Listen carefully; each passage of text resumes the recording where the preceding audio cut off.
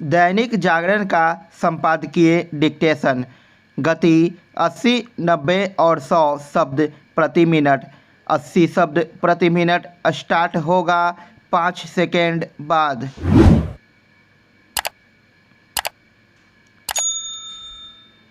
Start.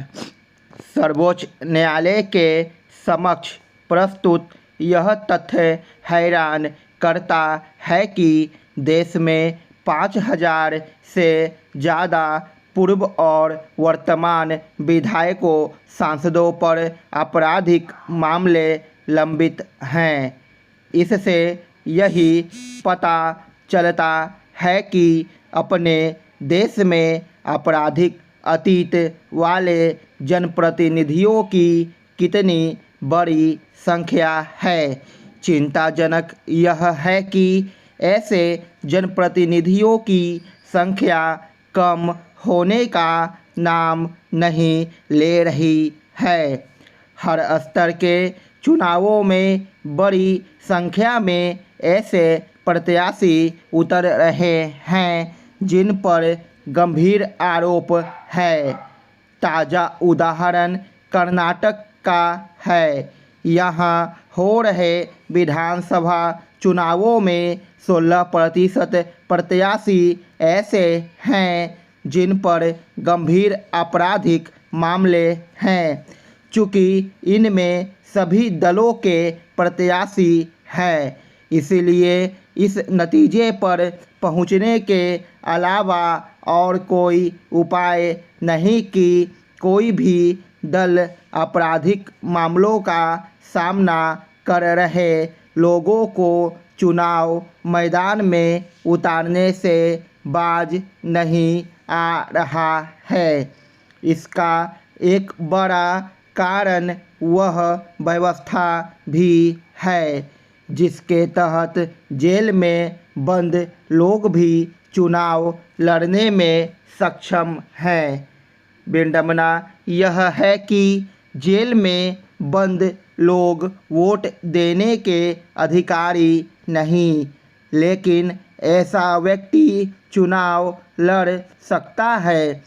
इस व्यवस्था का आधार यह तर्क है, जब तक कोई दोषी सिद्ध न हो जाए तब तक उसे निर्दोष ही माना जाना चाहिए।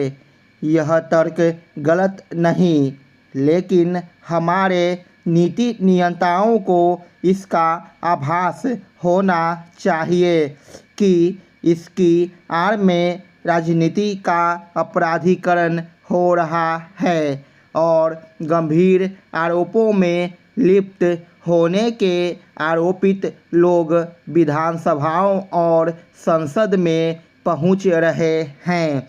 हाल में प्रयागराज में मारा गया गैंगस्टर अतीक अहमद एक समय विधायक और सांसद था।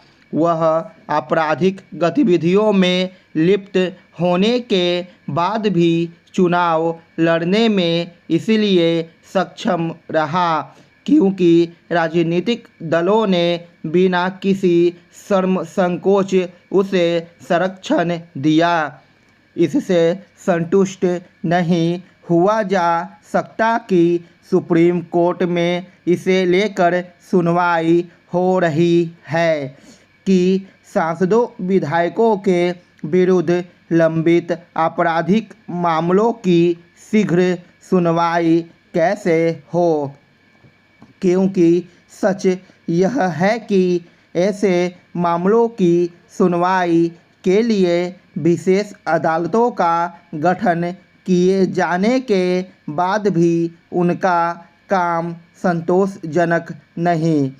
वे संसाधनों की कमी के साथ अन्य समस्याओं का सामना कर रही है। इसके चलते दागी जनप्रतिनिधियों के मामलों की सुनवाई अपेक्षित गति से नहीं हो पा रही है। इसके चलते हमारा लोकतंत्र कलंकित हो रहा है।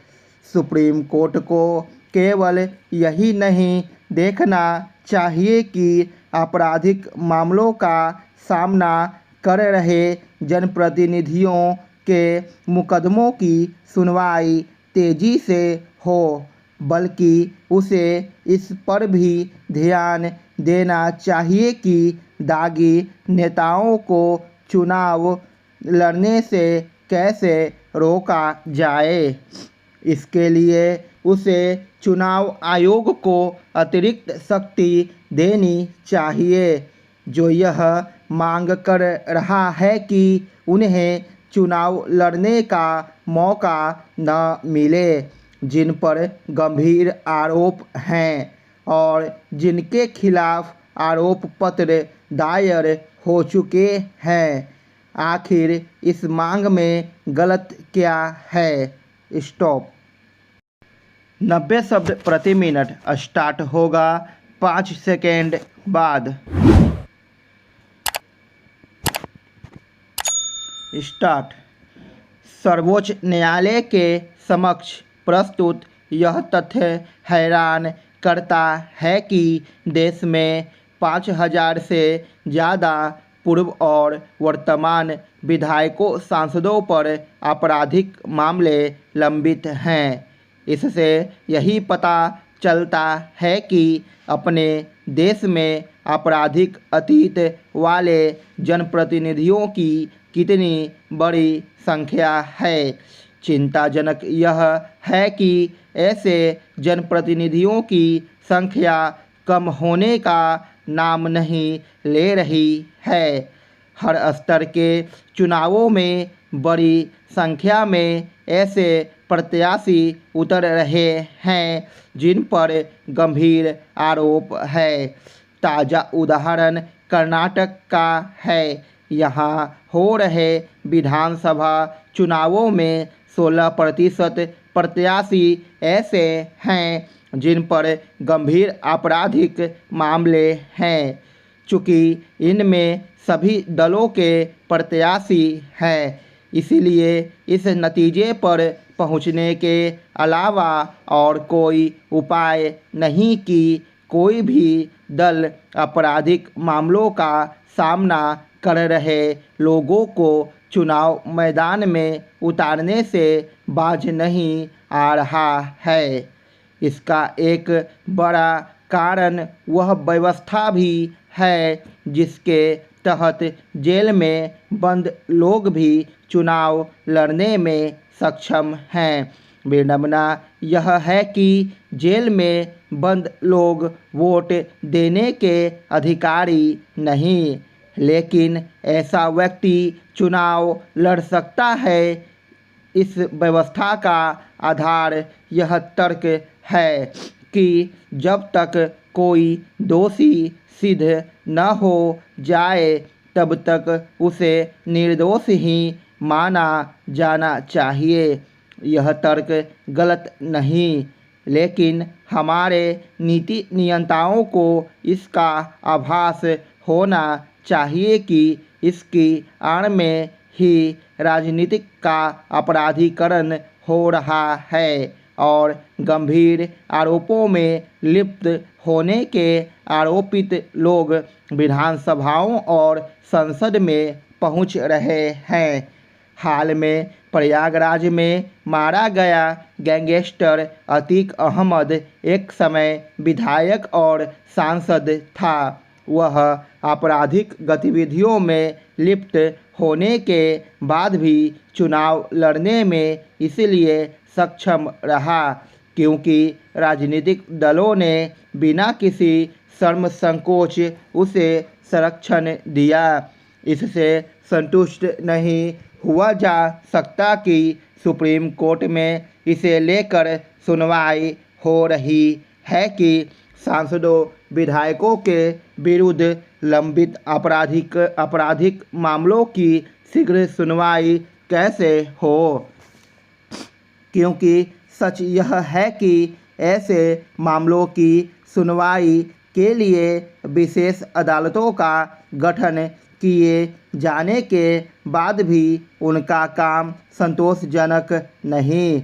वे संसाधनों की कमी के साथ अन्य समस्याओं का सामना कर रही है। इसके चलते दागी जनप्रतिनिधियों के मामलों की सुनवाई अपेक्षित गति से नहीं हो पा रही है। इसके चलते हमारा लोकतंत्र कलंकित हो रहा है। सुप्रीम कोर्ट को केवल यही नहीं देखना चाहिए कि आपराधिक मामलों का सामना कर रहे जनप्रतिनिधियों के मुकदमों की सुनवाई तेजी से हो, बल्कि उसे इस पर भी ध्यान देना चाहिए कि दागी नेताओं को चुनाव लड़ने से कैसे रोका जाए। इसके लिए उसे चुनाव आयोग को अतिरिक्त शक्ति देनी चाहिए, जो यह मांग कर रहा है कि उन्हें चुनाव लड़ने का मौका न मिले, जिन पर गंभीर आरोप हैं और जिनके खिलाफ आरोप पत्र दायर हो चुके हैं। आखिर इस मांग में गलत क्या है? स्टॉप। 100 शब्द प्रति मिनट स्टार्ट होगा 5 सेकेंड बाद। स्टार्ट। सर्वोच्च न्यायालय के समक्ष प्रस्तुत यह तथ्य हैरान करता है कि देश में 5000 से ज़्यादा पूर्व और वर्तमान विधायकों सांसदों पर आपराधिक मामले लंबित हैं। इससे यही पता चलता है कि अपने देश में आपराधिक अतीत वाले जनप्रतिनिधियों की कितनी बड़ी संख्या है। चिंताजनक यह है कि ऐसे जनप्रतिनिधियों की संख्या कम होने का नाम नहीं ले रही है। हर स्तर के चुनावों में बड़ी संख्या में ऐसे प्रत्याशी उतर रहे हैं जिन पर गंभीर आरोप है। ताज़ा उदाहरण कर्नाटक का है। यहाँ हो रहे विधानसभा चुनावों में 16% प्रत्याशी ऐसे हैं जिन पर गंभीर आपराधिक मामले हैं। चूँकि इनमें सभी दलों के प्रत्याशी हैं, इसलिए इस नतीजे पर पहुंचने के अलावा और कोई उपाय नहीं कि कोई भी दल आपराधिक मामलों का सामना कर रहे लोगों को चुनाव मैदान में उतारने से बाज नहीं आ रहा है। इसका एक बड़ा कारण वह व्यवस्था भी है जिसके तहत जेल में बंद लोग भी चुनाव लड़ने में सक्षम हैं। विडंबना यह है कि जेल में बंद लोग वोट देने के अधिकारी नहीं, लेकिन ऐसा व्यक्ति चुनाव लड़ सकता है। इस व्यवस्था का आधार यह तर्क है कि जब तक कोई दोषी सिद्ध न हो जाए तब तक उसे निर्दोष ही माना जाना चाहिए। यह तर्क गलत नहीं, लेकिन हमारे नीति नियंताओं को इसका आभास होना चाहिए कि इसकी आड़ में ही राजनीतिक का आपराधीकरण हो रहा है और गंभीर आरोपों में लिप्त होने के आरोपित लोग विधानसभाओं और संसद में पहुंच रहे हैं। हाल में प्रयागराज में मारा गया गैंगस्टर अतीक अहमद एक समय विधायक और सांसद था। वह आपराधिक गतिविधियों में लिप्त होने के बाद भी चुनाव लड़ने में इसलिए सक्षम रहा क्योंकि राजनीतिक दलों ने बिना किसी शर्म संकोच उसे संरक्षण दिया। इससे संतुष्ट नहीं हुआ जा सकता कि सुप्रीम कोर्ट में इसे लेकर सुनवाई हो रही है कि सांसदों विधायकों के विरुद्ध लंबित आपराधिक मामलों की शीघ्र सुनवाई कैसे हो, क्योंकि सच यह है कि ऐसे मामलों की सुनवाई के लिए विशेष अदालतों का गठन किए जाने के बाद भी उनका काम संतोषजनक नहीं। वे संसाधनों की कमी के साथ अन्य समस्याओं का सामना कर रही है। इसके चलते दागी जनप्रतिनिधियों के मामलों की सुनवाई अपेक्षित गति से नहीं हो पा रही है। इसके चलते हमारा लोकतंत्र कलंकित हो रहा है।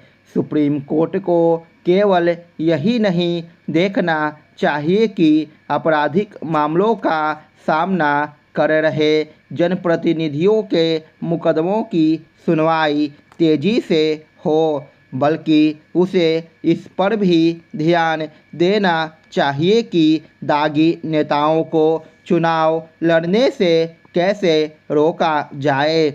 इसके लिए उसे चुनाव आयोग को अतिरिक्त शक्ति देनी चाहिए, जो यह मांग कर रहा है कि उन्हें चुनाव लड़ने का मौका न मिले, जिन पर गंभीर आरोप हैं और जिनके खिलाफ आरोप पत्र दायर हो चुके हैं। आखिर इस मांग में गलत क्या है?